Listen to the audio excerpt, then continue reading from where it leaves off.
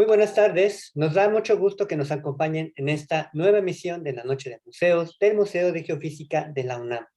Hoy, 25 de mayo, nuestro invitado nos va a platicar acerca del ozono, ¿sí? Esa capa de la atmósfera que nos protege de los rayos ultravioleta del sol y del espacio, y que además en los años 90, algunos nos acordaremos que se había anunciado un gran agujero en esta capa, ¿no? Que al final, al parecer, sí fue remediado, afortunadamente.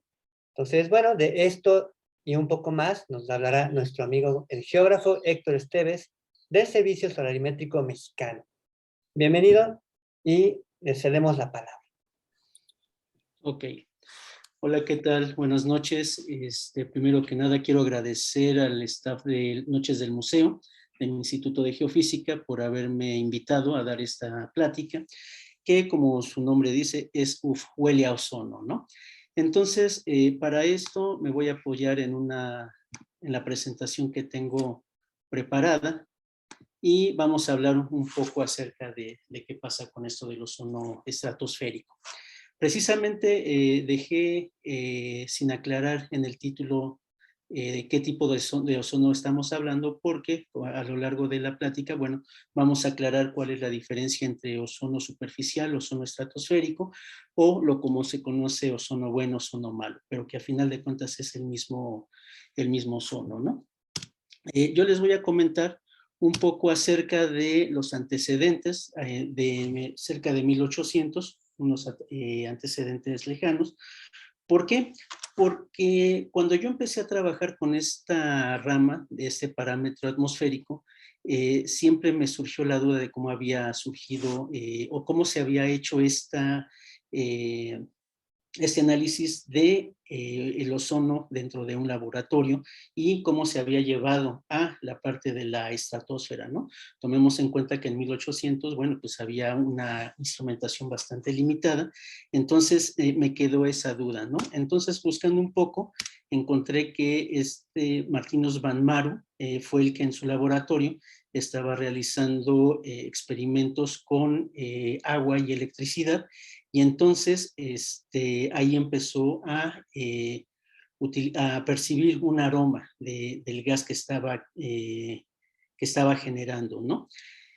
Un siglo más tarde, Christian Friedrich Schörbein, a él se le atribuye ya el estudio como tal del ozono, como tal, vuelve a retomar los experimentos, y entonces se da cuenta que percibía el mismo olor que tenía en laboratorio, era el mismo que percibía justo cuando ocurría alguna tormenta eléctrica, ¿no? Posteriormente, estos dos autores, Charles Fabry y Henry Boisson, son los que empiezan a tomar en cuenta o empiezan a utilizar o a identificar ya el ozono en la atmósfera. Posteriormente aparece en la escena el doctor Gordon Miller Dobson, que justamente este personaje es el que hasta la fecha, con respecto a todos sus aportaciones tanto en la instrumentación como en la teoría, es lo que a últimas fechas podemos tener presente, ¿no? Entonces, esto fue en cuanto a la parte de 1800. Entonces, ahora un poco de historia un poco más reciente, el siglo pasado. Bueno, pues en 1974 ocurre que la investigación del doctor Mario Molina empieza a identificar que existen algunas sustancias agotadoras de ozono. Entonces, ahí empieza ya realmente la parte interesante de cómo una vez que ya se había identificado en la atmósfera, bueno, empiezan a hacerse experimentos de qué pasa con estas sustancias, ¿no? Para 1985 es cuando se identifica el primer, o se caracteriza ya de lo que es el agujero de ozono, lo cual empieza ya a preocupar.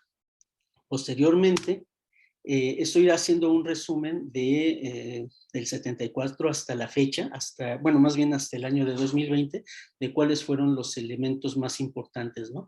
Hay una serie de datos, pero consideré yo que esta era la parte más representativa, ¿no? Entonces, Cuando se dan cuenta que aparece el agujero de ozono en la Antártida, bueno, se empiezan a generar ya las discusiones para empezar a tratar de encontrar alguna solución a nivel mundial para proteger la capa de ozono. Entonces, en la década de los 90, pues surgen las primeras normas para intentar limitar y posteriormente erradicar lo que se conocía como las sustancias agotadoras de ozono, como son los clorofluorocarbonos o los hidrofluorocarbonos. Posteriormente, en el año 95, bueno, lo que todos conocemos, el doctor Mario Molina, junto con el doctor Sherwood y el doctor Crutzen, obtienen el Premio Nobel de Química por haber descubierto la relación que tenían las sustancias agotadoras de ozono con la destrucción de la capa de ozono.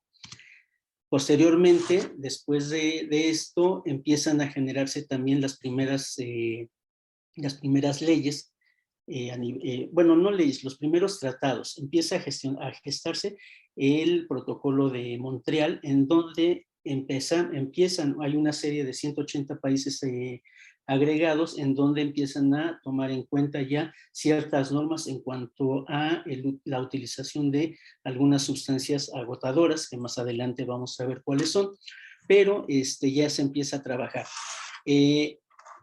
Antes de llegar a esta parte, obviamente tuvieron que pasar muchas enmiendas. Surge el protocolo de Montreal como una normatividad para tratar de proteger la capa de ozono. Los países desarrollados se comprometen a eliminar o ir disminuyendo primeramente las sustancias y posteriormente su erradicación.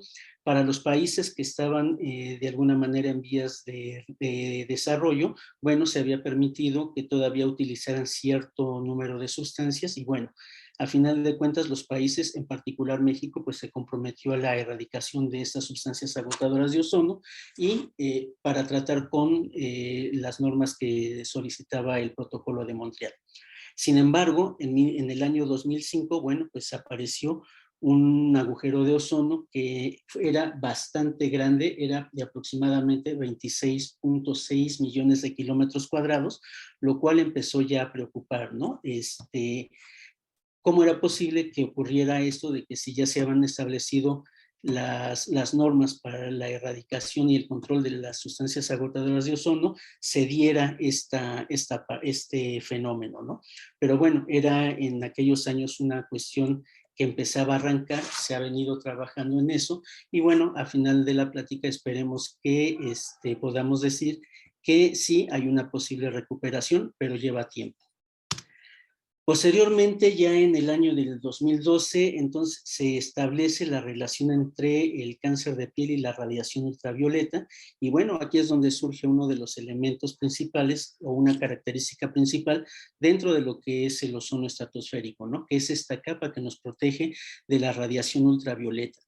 Es importante mencionar que la radiación ultravioleta la podemos caracterizar para su estudio en tres longitudes de onda, que vendría siendo el ultravioleta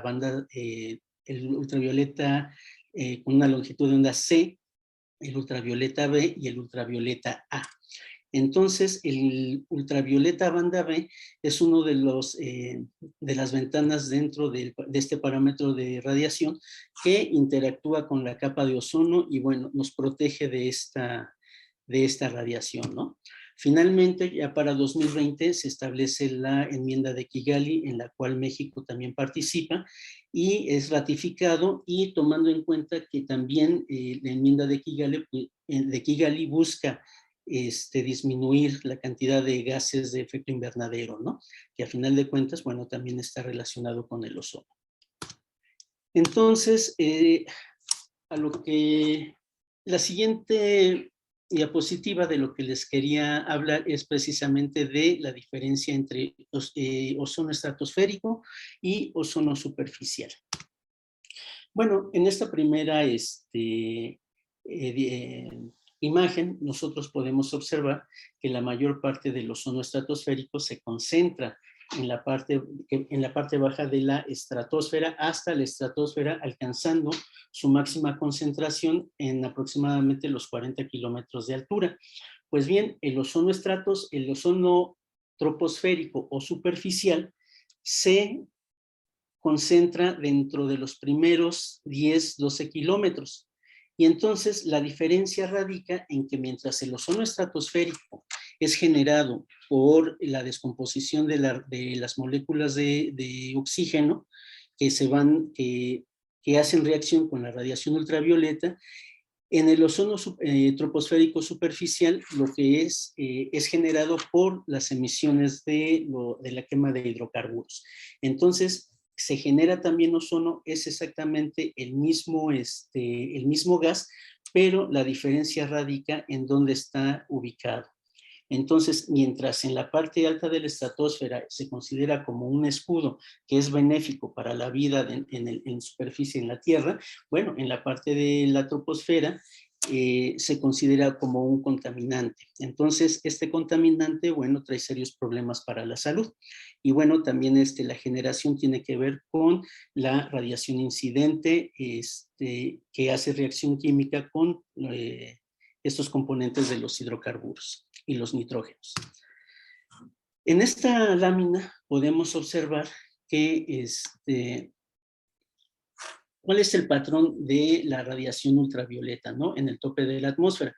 Entonces, observamos que lo que es la componente C del ultravioleta, que va de los 210 a los 280 nanómetros, pues es fuertemente absorbida, casi de hecho en su totalidad, hay un 100% de absorción. Conforme vamos moviéndonos en el espectro, encontramos que la capa de ozono estratosférico absorbe cerca del 90% de la radiación de la radiación ultravioleta banda B y un 50% de la radiación ultravioleta banda A.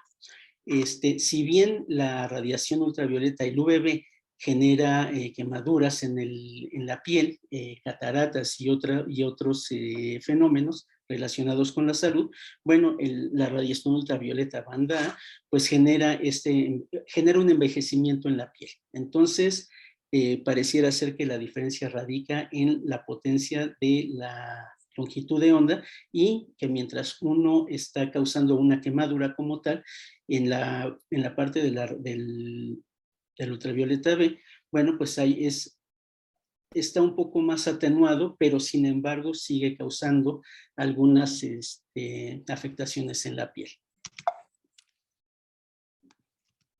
Entonces, aquí lo que podemos ver es precisamente cómo se genera el ozono troposférico. Tenemos una molécula de ozono con dos átomos que cuando se le suma o cuando interactúa con la radiación ultravioleta, viene un rompimiento de esta molécula, separándolo en dos oxígenos. Y entonces uno de los oxígenos o alguno de los oxígenos se une otra vez con una molécula de dos oxígenos y de esta manera se forma el ozono estratosférico. Entonces, como podemos ver, la radiación ultravioleta es un factor importante o un elemento importante en la generación del ozono, ¿no? ¿Cuál es la función del ozono estratosférico? Bueno, pues como ya habíamos visto, nos protege de la radiación ultravioleta banda B. Y este gráfico lo que menciona es cómo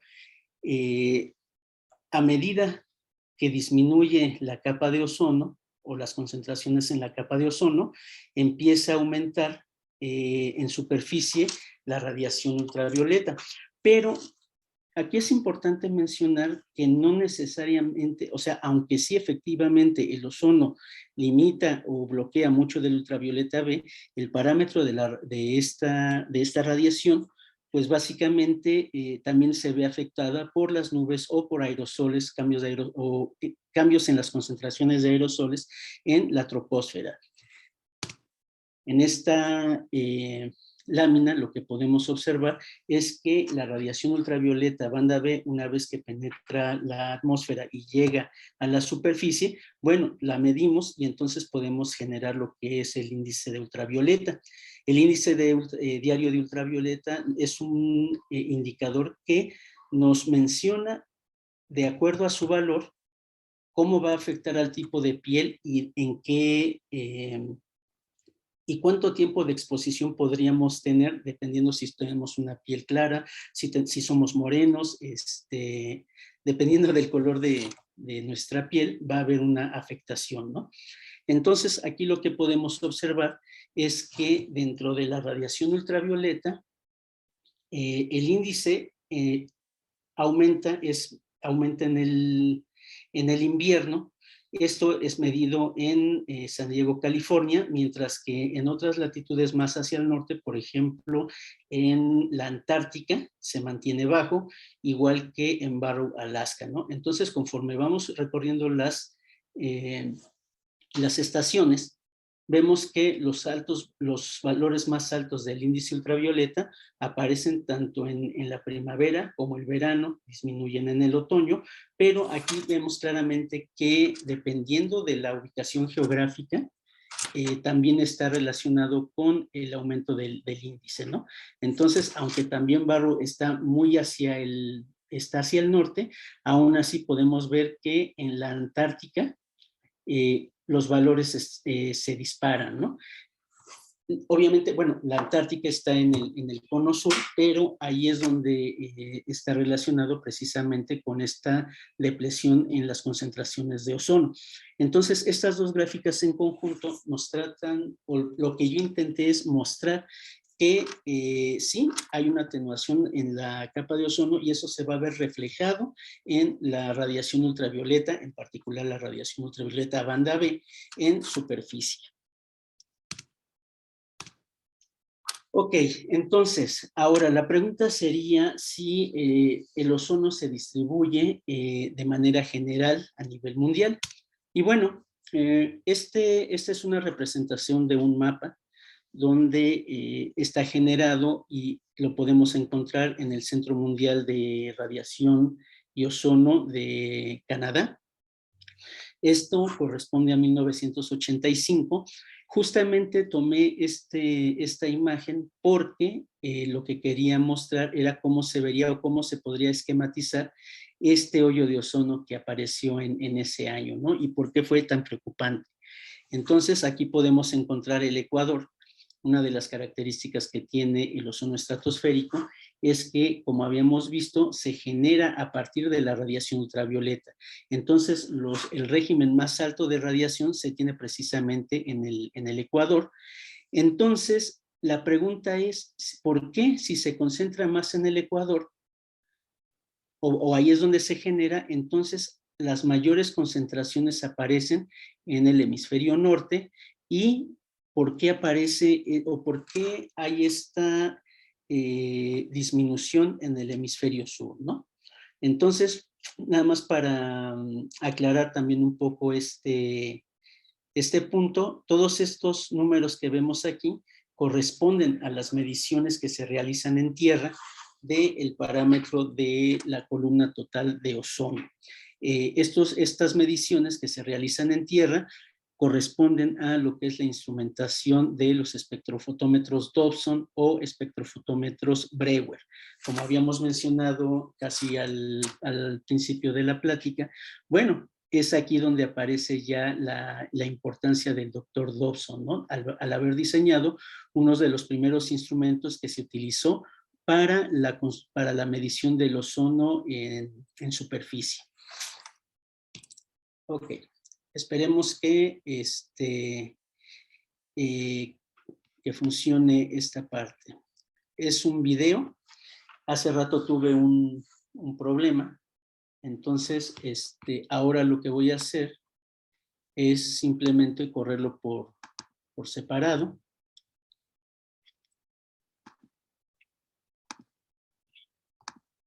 Y vamos a hablar un poco de la distribución.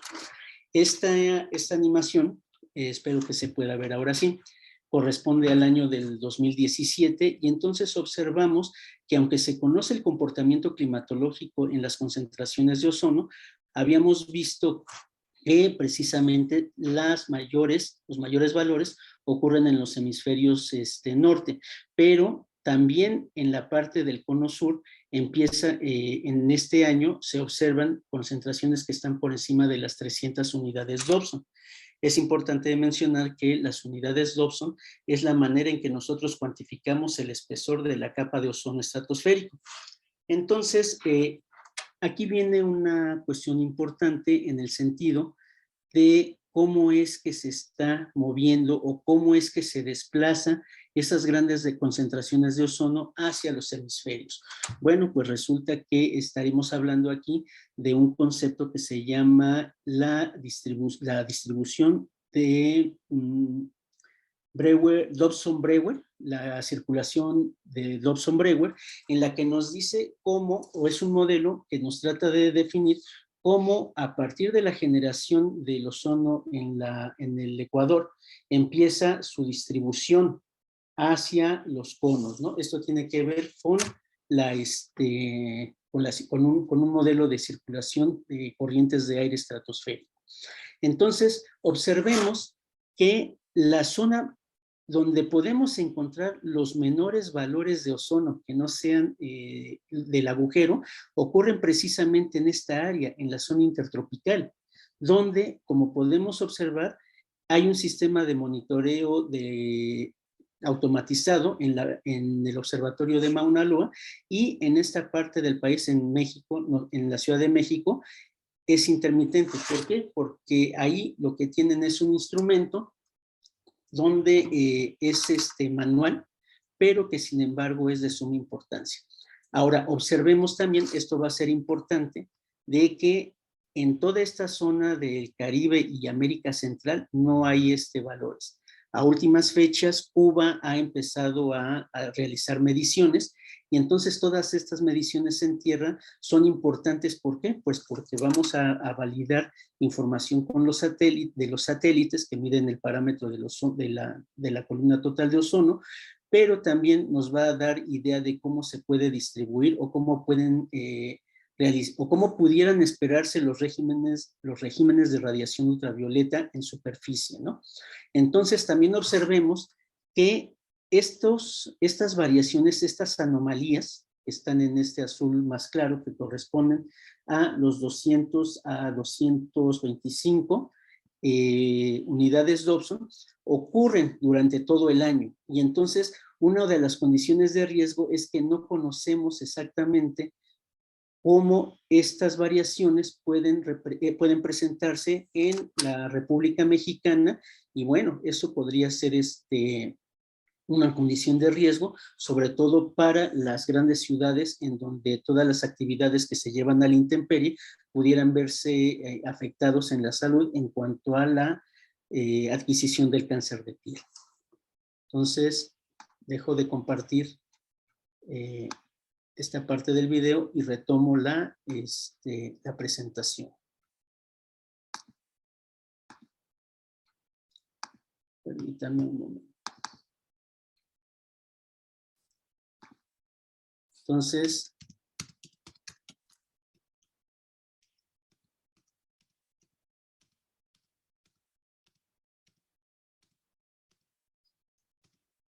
y es que si corría el video dentro de la misma presentación se me trababa la computadora. Ok, entonces ahora,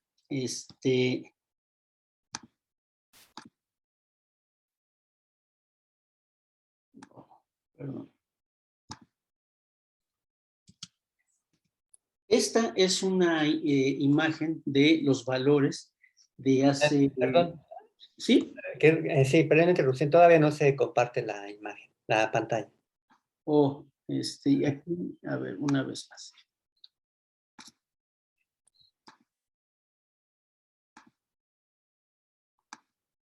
¿Ahí ya?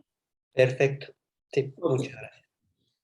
Entonces, ahora que ya vimos cómo se comporta el ozono, ya que vimos de dónde sale el ozono estratosférico, cuál es su diferencia con respecto al troposférico superficial, entonces ahora vamos a hablar de otro tema que es las sustancias agotadoras de ozono. Estudiar el comportamiento o la distribución espaciotemporal del ozono estratosférico no tendría mucho sentido como tal si no podemos contrastarlo con otros parámetros. Ya sabemos cómo se genera, ya sabemos que su distribución es irregular, sabemos que su distribución alrededor de la Tierra se debe a la circulación Brewer-Dawson, sabemos que existen las sustancias agotadoras de ozono, por esa razón fue que el Protocolo de Montreal junta a todos estos países para todos trabajar en conjunto y poder mantenerla. Ya vimos que es el escudo natural contra la radiación ultravioleta, pero aquí es donde entramos con otra parte de que afecta también el ozono, ¿no? Entonces, sin entrar en muchos detalles, lo que podemos observar en esta lámina es que las sustancias agotadoras de ozono son los clorofluorocarbonos, que está relacionado con los aerosoles, con los refrigerantes, con los solventes, los hidroclorofluorocarbones, fluorocarbonos, que también son aerosoles, refrigerantes, solventes, los halones, que viene en los extinguidores de incendio, y el metilbromida, que está relacionado con los pesticidas. Entonces, aquí es importante ver, como se muestra en el esquema, que tenemos la molécula de un clorofluorocarbono. Entonces, interactúa con la radiación, viene el desprendimiento de un cloro, y este átomo de cloro es el que empieza a destruir la molécula de ozono, ¿no? Acá viene enumerados los pasos y bueno, de esta parte lo que sí es importante resaltar es que estas sustancias son generadas por el hombre. Entonces, a pesar de que también, aquí es importante también entender que la depresión o la disminución o variación dentro de la capa de ozono tiene que ver también con entender los procesos de creación y destrucción del ozono, que básicamente podríamos resumirlos en la emisión de los gases que tienen cloro y bromo. Estos se elevan a la parte baja de la atmósfera. Posteriormente viene el transporte a la parte más alta de la estratosfera. Ahí es donde ocurre una conversión, ocurre una reacción química y pasan de ser simplemente de cloro a bromo a cloro reactivo, bromo reactivo, con un alto poder de destrucción de la capa de ozono. Entonces, precisamente el Protocolo de Montreal lo que busca es limitar o por lo menos tratar de contener un poco o un mucho el uso de estas sustancias, ¿no? Bueno, sí, más adelante mencionamos también cómo se va a monitorear y cuál fue uno de los resultados más recientes, ¿no?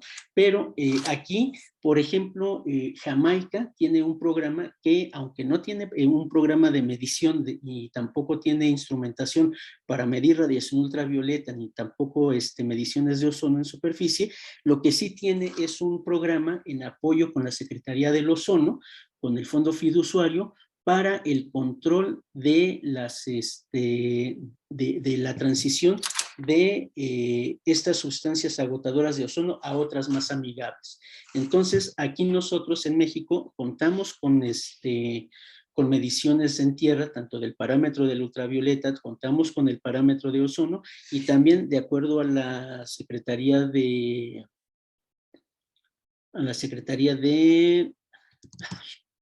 Perdón, a la Secretaría de... Bueno, ahorita me acuerdo. También estamos controlando la emisión de las sustancias de Semarnat, ya me acuerdo. De acuerdo a la Secretaría de Semarnat, estamos controlando también el contenido y el uso de estas sustancias agotadoras de ozono, ¿no? Y entonces, aquí viene una consecuencia de por qué el agujero de ozono ocurre en la Antártida. Si se supone que todas las sustancias agotadoras de ozono se dispersan en toda la atmósfera, entonces, ¿por qué solamente en la Antártida? Bueno, por la misma razón de los patrones de circulación de la atmósfera, los patrones de viento, ocurre esta dispersión, pero simplemente en la parte de la Antártida entra otro factor, que es la temperatura. Y entonces, esta temperatura lo que hace es hacer reacciones químicas y se forman las nubes estratosféricas polares, donde sus contenidos son precisamente cloro reactivo, bromo reactivo, entre otros productos, y cuando hay una temperatura que sobrepasa los menos 70 grados centígrados, entonces empieza a haber una reacción química que junto con la parte de la radiación ultravioleta empieza a haber esta destrucción. Estas imágenes son de la base de Marambio en el cono sur, en la Argentina, donde podemos observar que las nubes realmente tienen una imagen bastante atractiva, pero lo que nos está diciendo es que precisamente aquí está ocurriendo la destrucción de ozono, ¿no? Y esto tiene que ver por las características climatológicas, meteorológicas de la Antártica. La pregunta es entonces, ok, antes de pasar a esto, ¿y no ocurre lo mismo en el hemisferio norte? Sí, también ha llegado a ocurrir que tenemos agujeros de ozono, también por el mismo principio, estas sustancias agotadoras de ozono, de bromo y cloro, también se trasladan al hemisferio norte, pero la diferencia con respecto a las temperaturas mínimas con respecto a la Antártica, pues son diametralmente opuestas, ¿no? Bueno, no diametralmente opuestas, pero sí son menos, tienen un rango menor, hace más frío en el cono sur que en el hemisferio norte. Entonces, sí también llega a ocurrir que pueden presentarse algunas depresiones, pero bueno, no con la misma frecuencia que ocurre en el hemisferio sur. Y bueno, ahora, ¿cómo medimos la componente del ozono? Bueno, tenemos tanto plataformas satelitales, tenemos ozonosondeas, tenemos plataformas aéreas y también tenemos estaciones de medición en superficie, ¿no? Las plataformas satelitales, esta es una imagen tomada del proyecto Earth Data de la NASA, en particular un visualizador que se llama Giovanni, en donde podemos observar que todos estos son instrumentos a bordo de plataformas que miden el ozono estratosférico. Aquí es importante mencionar que el que actualmente nosotros utilizamos es el OMI, que significa Ozone Monitoring Instrument, y resalto también la parte de estos tres últimos, que son los TOMS, que es el Total Ozone Mapping Spectrophotometer, donde empezaron, con sensor empezó por primera vez la medición del ozono estratosférico, ¿no? Tuvieron 5 misiones, las últimas 2 ya no lograron,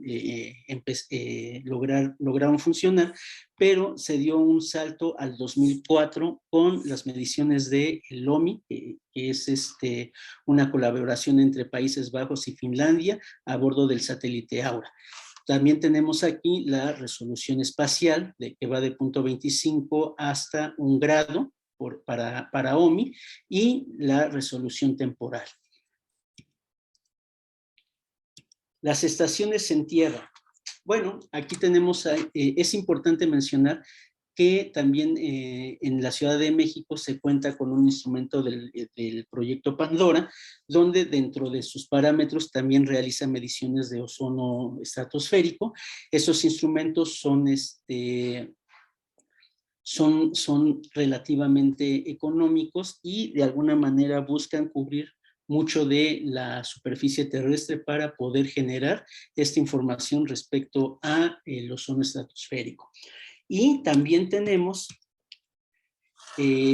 todos estos puntos que son espectrofotómetros Dobson, son espectrofotómetros Breuer, y en muchos de los casos son mediciones directas, lo que le llamamos direct zone, que son las que se utilizan para la modelación y para el monitoreo de la capa de ozono, pero también son estaciones que realizan mediciones tipo Unker, se les conoce como tipo Unker, donde la particularidad que tienen estas mediciones es que nosotros tratamos de ver el ozono en la columna, en una distribución espacial sobre la horizontal, Las mediciones Unker lo que tratan de estimar es precisamente la concentración sobre la vertical, que es precisamente el mismo objetivo que persiguen las ozonosondas, ¿no?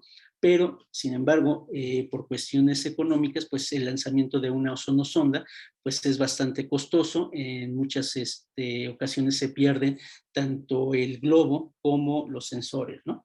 Pero esos instrumentos Dobson son la columna vertebral de la región 4 de la Organización Mundial de Meteorología, donde la región 4 comprende Canadá, Estados Unidos, México, Argentina, Brasil, etcétera. Bueno, toda esta parte, donde cada uno de ellos tiene un espectrofotómetro. Entonces, a pesar de que los primeros espectrofotómetros del Dr. Dobson se realizaron en el año de 1929, son instrumentos tan robustos que en el año internacional de geofísica se estableció una red con la medición del parámetro del ozono estratosférico con este tipo de instrumentos. En este Centro Mundial de Datos de Radiación Ultravioleta y Ozono, México, nosotros a través del Servicio Solarimétrico Mexicano, aportamos información de primer nivel para que esa información sea utilizada en la alimentación de modelos o en el estudio de la distribución del parámetro del ozono estratosférico. Ahora, los centros de información, ¿dónde podemos encontrar mediciones de radiación ultravioleta y de ozono estratosférico? Bueno, en el World Ozone and Ultraviolet Radiation Data Center de Canadá, que es uno de los 6 centros regionales que hay. También podemos encontrar información en EarthData de la NASA. Es una colección bastante robusta de información de diferentes misiones de satélite, entre de TOMS, OMI, MERRA, etc. Y en la comunidad europea a través de Copernicus con el Ozone Layer Ultraviolet Radiation.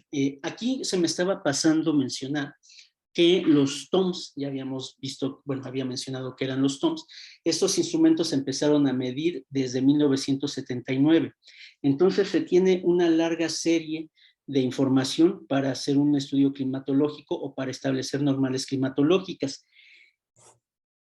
El OMI, la información que genera OMI, tiene dos formas de procesar los datos. Uno que es a través del algoritmo de TOMS para continuar con esta base climatológica, esta serie de tiempo, pero también tiene un algoritmo que es más reciente que se denomina DOAS, que es el Differential Absorption Spectrophotometry, donde se supone que tiene un mejor aprovechamiento, sobre todo en datos obtenidos a partir de onda larga.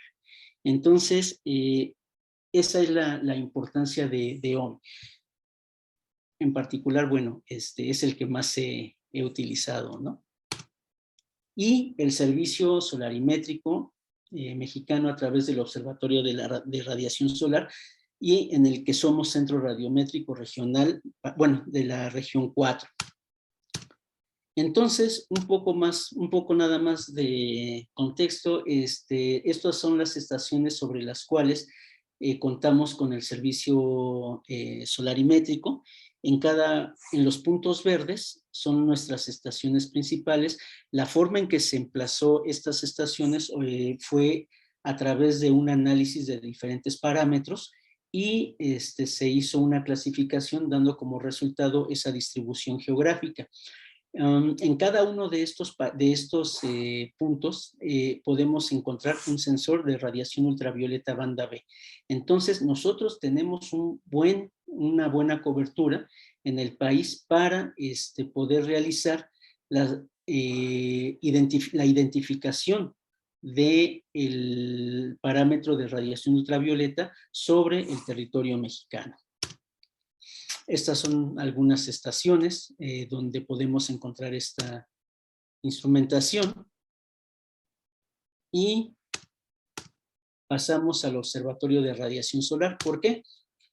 Porque aquí es donde nosotros encontramos nuestro espectrofotómetro Dobson, Aquí esta fotografía fue tomada esta mala fecha, es en 2009, donde se participó en una intercomparación donde fueron instrumentos de Brasil, fueron instrumentos de Chile, fueron instrumentos de Bolivia, de Denver, obviamente Ciudad de México, y con esto, este tipo de calibraciones lo que se asegura es precisamente la continuidad de las mediciones y sobre todo reportar mediciones de calidad. Aquí se está realizando un test de lámparas estándar, donde la principal función de este test es establecer que las constantes de calibración del instrumento, al ser comparado con el primario de la NOAA de Boulder, Colorado, esté funcionando de manera óptima, ¿no? También tenemos instrumentación, biómetros de radiación ultravioleta banda A, banda B. En particular, en la red contamos con instrumentación de ultravioleta banda B, los cuales también, siempre que hay alguna convocatoria para intercomparación en esta instrumentación, los mandamos al Observatorio de Física y Centro Radiométrico en Davos, donde se realiza la calibración de los instrumentos, se regresa y entonces de esta manera nosotros diseminamos esa calibración a los instrumentos dentro de nuestras estaciones. A últimas fechas, este es un espectrofotómetro Siemens, donde tenemos mediciones desde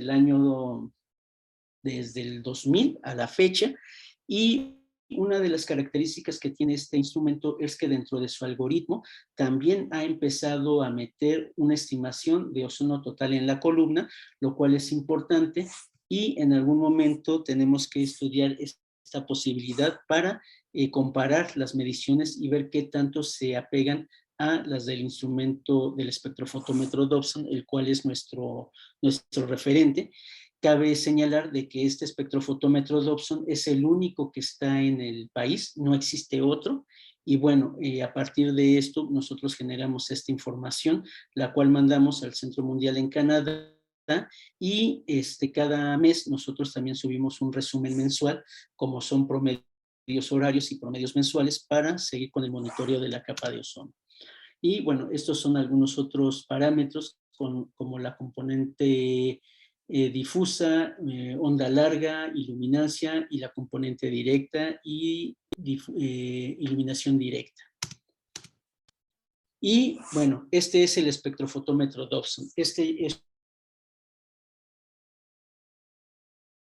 Tuvo sus orígenes allá en 1929 con el doctor Dobson, y hay toda una serie de instrumentos en tierra, los cuales son la columna vertebral en las mediciones de este parámetro. Es importante mencionar que aunque los satélites cumplen con un objetivo de cubrir una mayor área, ¿sí?, es importante que nosotros tengamos una fuente en tierra para poder validar esa información. Si nosotros validamos esa información con un instrumento que está calibrado, que conocemos su comportamiento, bueno, entonces esa calibración va a ser bastante sólida, ¿no? Y entonces se pueden hacer una cantidad de estudios impresionantes. Ahorita, por lo menos en lo que a mí la parte que a mí me interesa es la parte del monitoreo de la capa de ozono a nivel nacional, y realizar el análisis de las anomalías tratando de encontrar variaciones extremas. Más adelante vamos a ver alguna imagen de esta parte, ¿no? Y estos son los dos biómetros que utilizamos para la medición de la radiación solar. De ultravioleta, de la superficie negra es el banda B, y el de la superficie blanca es la banda A. Y bueno, estos son los instrumentos que aquí se puede apreciar que tienen el sello de la PWD, y este instrumento se fue a calibrar, y de esa manera nosotros garantizamos la información que generamos en el servicio solarimétrico. Ok, producto de este trabajo, en el mapa de riesgos ocurre que podemos encontrar estos mapas de radiación de de radiación ultravioleta en superficie. Aquí me tomé un ejemplo nada más para el mes de enero. Este es para el mes de enero, no. Ok. Creo que no es también enero. Bueno, trabajemos sobre este. En este mapa que aparece en el Atlas de Riesgos, nos importa conocer cómo se distribuye sobre la superficie del país la radiación ultravioleta. Como habíamos comentado, puede generar un problema de salud realmente, sobre todo en las ciudades, donde estamos hablando que la concentración de la población es alta. No tengo exactamente el dato de cuántos son, pero creo que somos aquí en la Ciudad de México más de 8 millones, 10 millones o algo así. Entonces, si nosotros nos ponemos a pensar en que en cada ciudad pudiera generarse un problema respecto a cáncer de piel o cataratas, podría convertirse realmente en un problema bastante serio. Como habíamos visto, no nada más en la radiación ultravioleta se ve atenuada por la capa de ozono. Es importante mencionar que, por ejemplo, en toda esta parte alta de la zona montañosa, bueno, también ahí es donde llega con mayor fuerza la radiación ultravioleta. Entonces es importante entender cómo podemos clasificar y analizar estas anomalías para poder tomar, para generar información que pueda servir a los tomadores de decisiones. Esa sería la importancia.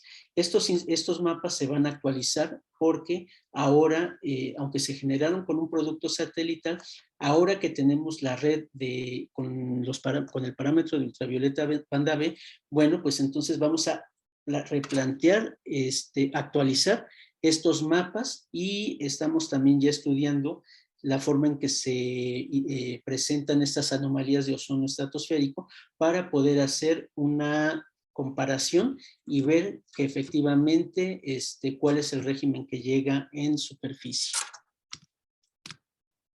¿Okay?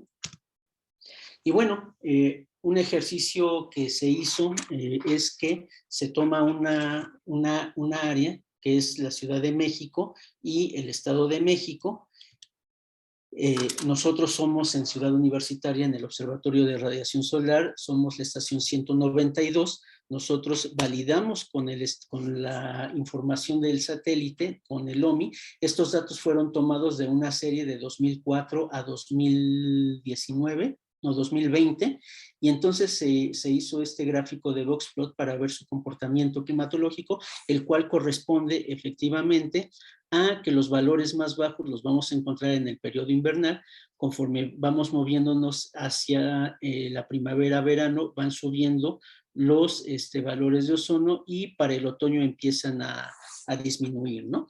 Entonces, este comportamiento obedece precisamente a lo que habíamos visto en los gráficos anteriores, en cómo se comportaba o cómo era la distribución y el comportamiento de la capa de ozono o el ozono estratosférico, ¿no? Entonces, una vez que tenemos esta parte de la climatología, entonces tenemos o nos gustaría conocer precisamente cómo se comporta de acuerdo a esa serie con esa serie de tiempo de valores de ozono estratosférico previamente validados con el espectrofotómetro Dobson que tenemos en Ciudad Universitaria, y ver el resultado de cómo ocurren estas variaciones, estas anomalías, y tratar de encontrar algunos cambios abruptos en la serie de tiempo. Entonces, aquí generamos, por ejemplo, valores máximos en donde podemos observar.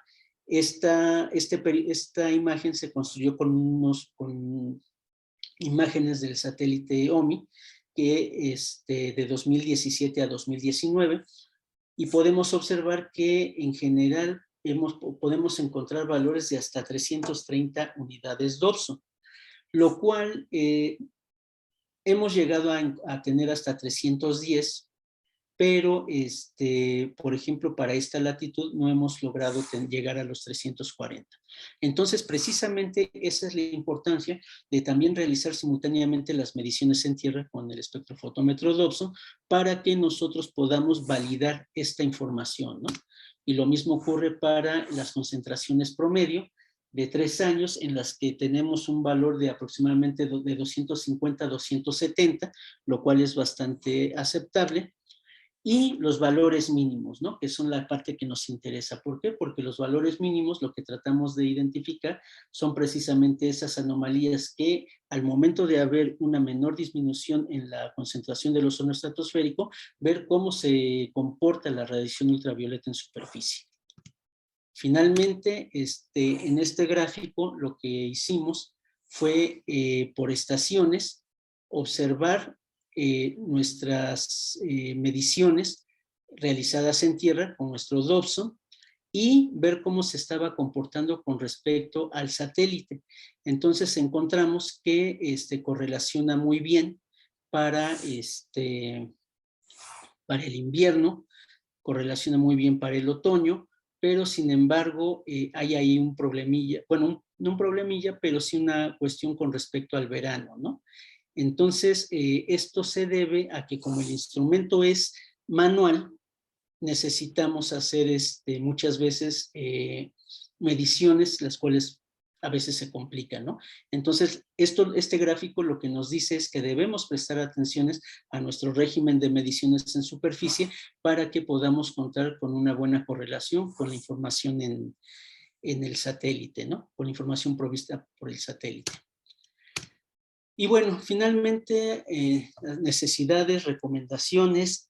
Nosotros hemos participado en la reunión de administradores de ozono y ahí se ha discutido que uno de los problemas que tenemos es precisamente los gaps, los vacíos en información.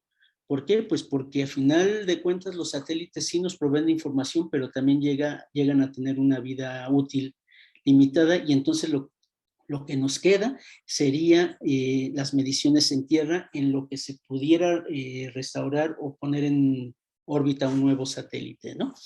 Entonces es importante medir en tierra, son importantes las mediciones en tierra y mantenerlas. Por lo tanto, como habíamos visto, también se discutió que había que cubrir ese hueco de información en lo que es Centroamérica y el Caribe. Entonces, una de las recomendaciones que se hizo fue establecer un programa regional con Centroamérica y el Caribe para implementar no solo el aumento de puntos de medición de ozono y ultravioleta, sino la preparación de especialistas que pueda operar e interpretar la información que se genere. Y en este caso, nosotros, el ORS como centro regional, podemos jugar un papel importante en el proceso.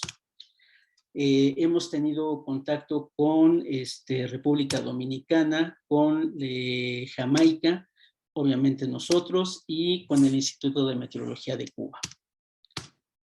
Y bueno, finalmente las conclusiones sería ampliar una red terrestre para la medición de la capa de ozono, adquiriendo equipos de nueva tecnología, expandir la red de VB en superficie, mantener operando las redes del Servicio Solarimétrico Mexicano, realizar investigaciones sobre las variaciones estacionales del ozono estratosférico, aportar las mediciones de la red del Servicio Solarimétrico del parámetro UV al Centro Mundial de Ozono y Radiación, y lo más importante es la formación de especialistas a nivel nacional.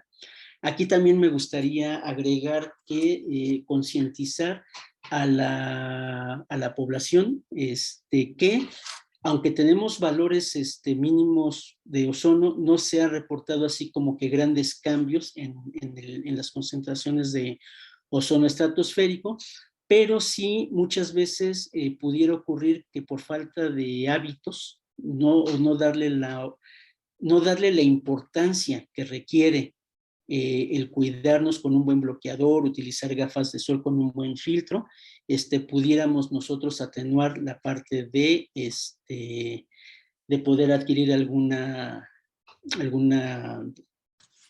enfermedad relacionada con el cáncer de piel, ¿no? Entonces sí creo que es importante que se concientice a la población y bueno, seguir monitoreando, porque solamente a través del monitoreo fue que se descubrió por ejemplo, esta parte de la disminución de la capa de ozono, y entonces seguir monitoreando para poder identificar posibles cambios que fueran significativos. Por su atención, muchas gracias, y espero que les haya sido interesante, y bueno, dejo de compartir.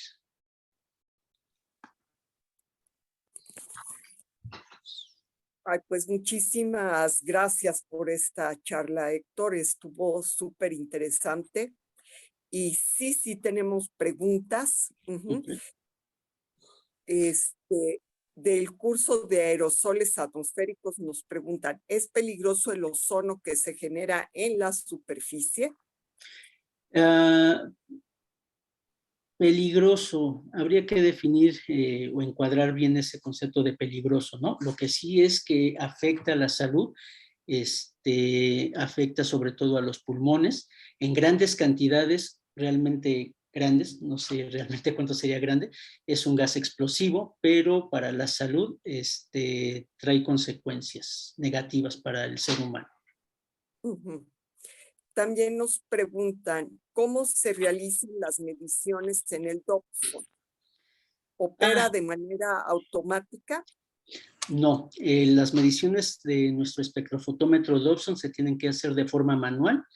Realizamos 3 tipos de mediciones, los que le llaman mediciones directas, el Zenith Cloud, el Zenith Blue, pero las que son de interés son las de mediciones directas.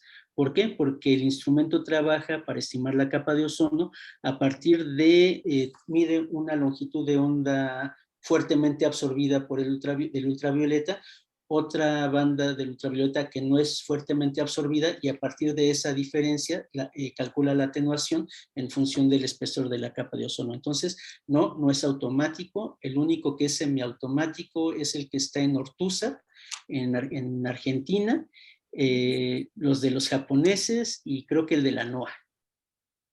Ya. Yo te preguntaría, me imagino que el ozono que sí se está generando en superficie ahora por las gasolinas, etcétera, etcétera, dará errores, ¿no? En la medición, o cómo lo manejan para quitar esta... Sí, no, creo que no lo mencioné, pero la mayor parte del ozono estratosférico, cerca del 90%, se encuentra precisamente en la estratosfera. Las cantidades que se generan a niveles troposférico sí afectan para el desarrollo de las actividades de las personas, pero es muy poca la incidencia que pudiera llegar a tener, cerca del 10%, con respecto a toda la cantidad del ozono. Entonces, incluso en la literatura se menciona que sí, hay una generación de ozono troposférico, pero que no es significativa estadísticamente para la estimación de la capa de ozono en general, ¿no? En algún momento se hizo un estudio por parte de José Luis Bravo, el doctor José Luis Bravo, ya no trabaja aquí, pero en ese artículo mencionaba que sí, encontró que había variaciones entre el 8%, el 10%, ¿no? Pero para efectos prácticos no es significativa la cantidad. Más bien lo que nos afecta es precisamente que esté en el lugar donde no debería de estar. Bueno, en lo particular no me agrada mucho eso de los términos de ozono bueno, ozono malo, ¿no? Pero bueno, ¿por qué? Porque daría la impresión de hay una ambigüedad. O si es bueno o no es bueno, o si es malo, o sea, una cosa así, ¿no? Pero bueno, esa sería la respuesta. No es significativa. Ok. Pues no sé, Mario, si tengas alguna pregunta en las otras redes. No hay más preguntas, solo está el comentario de Andrea Yareli. Muchas gracias por las felicitaciones. Y bueno, el comentario de Violeta Esteves hacia el doctor Esteves también, ¿no? Muchas gracias. Y sí, sería todo. Bueno, pues muchas gracias por su Fue atención. súper importante y me encanta, o sea, esta diferenciación, porque sí, mucha gente dice, pues si generamos tanto ozono, pues ¿por qué no lo empaquetamos y lo mandamos, ¿no? A donde hace falta. Lo que pasa es que, bueno, no tenemos esa idea clara de cuánto es realmente lo que se necesita, ¿no? Para Eh, tener ese equilibrio en al- bueno para la vida en la Tierra, ¿no?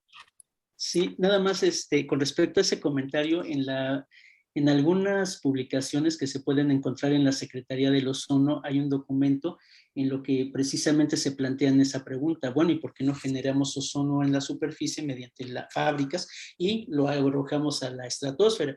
La realidad de las cosas es que tendríamos que generar una cantidad brutal de ozono para poder entonces llevarlo hacia arriba, pero como habíamos mencionado, es un gas explosivo en grandes cantidades, entonces sería contraproducente, ¿no?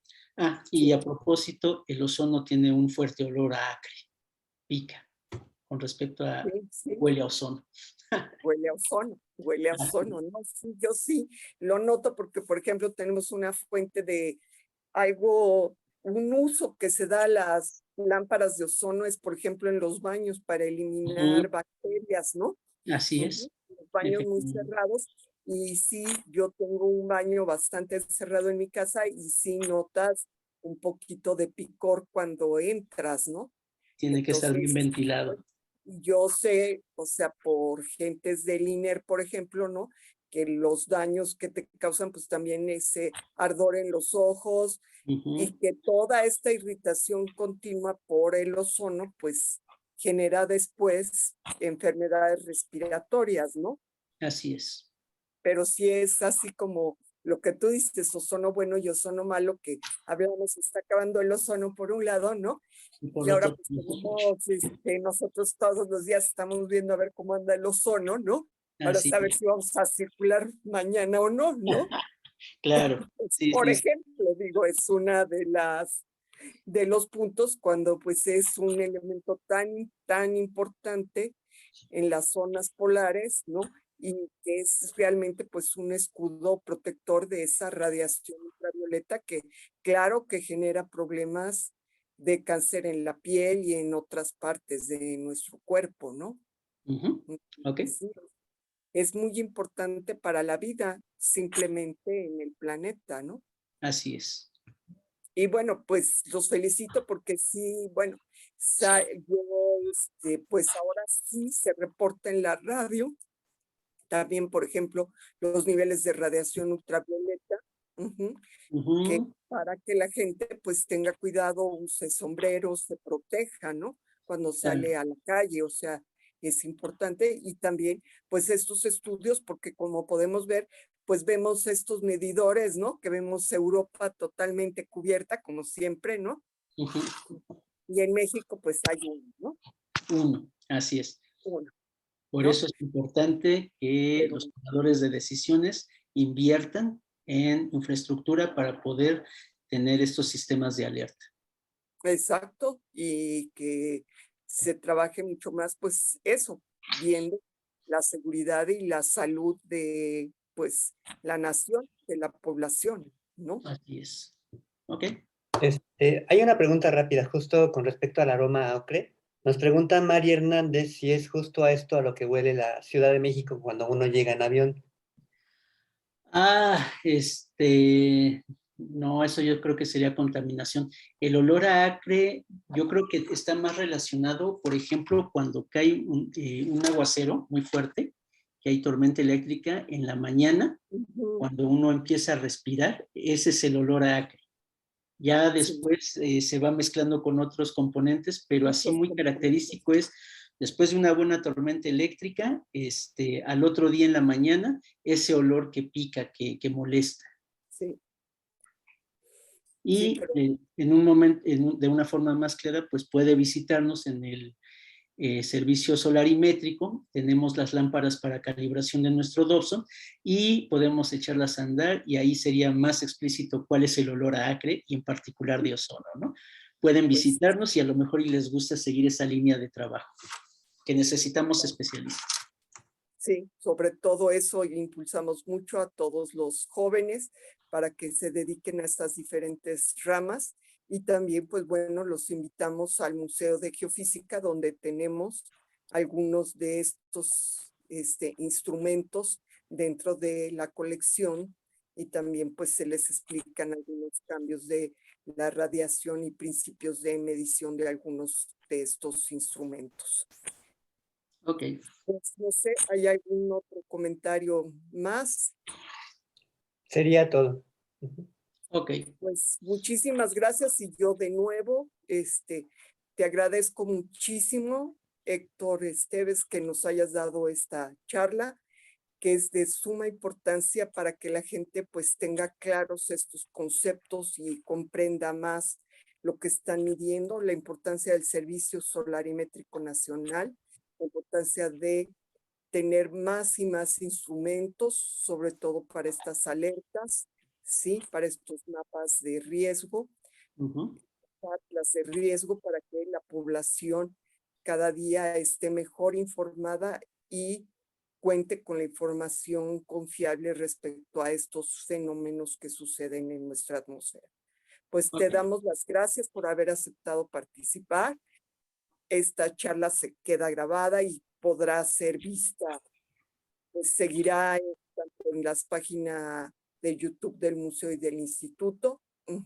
Y invitamos a todos los de Noches de Museos que no llegaron a tiempo, que la puedan ver más adelante, porque sabemos que tenemos muchos y les agradecemos que la vean en días viernes, sábado, domingo, que continúa esta jueves, viernes, sábado y domingo, y los invitamos a que se unan con nosotros el próximo mes y a que nos visiten porque el museo ya está abierto y podrán ver estos y otros instrumentos de la colección del Museo de Geofísica.